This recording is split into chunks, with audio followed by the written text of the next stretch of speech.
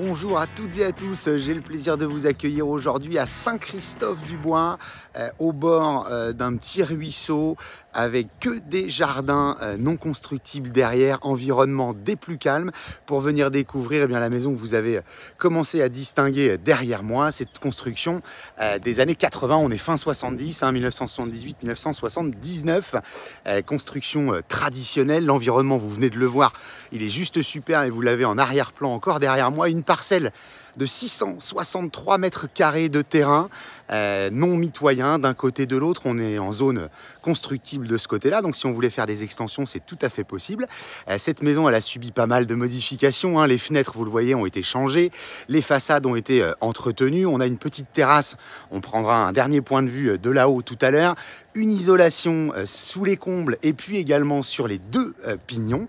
On regarde brièvement le sous-sol de ce côté-là, plus de 90 mètres carrés, d'un seul tenant de sous-sol avec une chaudière gaz de ville relativement récente. On est sur une chaudière à condensation, donc ça c'est très intéressant aussi. Vous avez vu le diagnostic énergétique, on est bien classé. La façade dans ce petit quartier des plus calmes, vous l'avez sous vos yeux. On va avoir aussi 91 mètres carrés exactement à restaurer, ou en tout cas à rafraîchir à l'intérieur de cette maison. La porte d'entrée est déjà ouverte et je vous montre juste ici le petit passage sur le côté. Gros œuvre en parfait état et on va de suite aller à l'intérieur.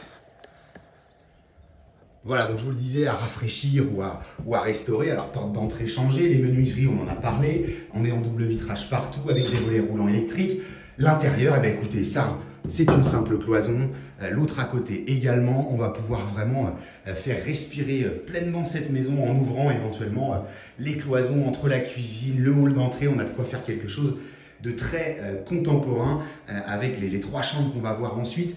L'environnement, vous l'avez toujours, bien entendu, accès à la terrasse ici et aux espaces verts qu'on voyait tout à l'heure. Cette cheminée, elle est tout à fait fonctionnelle à l'intérieur et elle peut nous permettre de faire un petit appoint de chauffage. Voilà, donc après, le couloir va distribuer les trois chambres. Je vais assez vite, hein. L'idée c'est que la vidéo ne dure pas trop longtemps. J'insiste, que des cloisons partout si vraiment on veut remettre tout ça au bout du jour. Une cuisine, on est sur du Formica, ça va pas bouger, mais effectivement il faudra sûrement retravailler le tout. L'accès au sous-sol, vous avez vu le sous-sol tout à l'heure. Une première chambre ici, on est sur des chambres traditionnelles autour de 10 à 11 mètres carrés.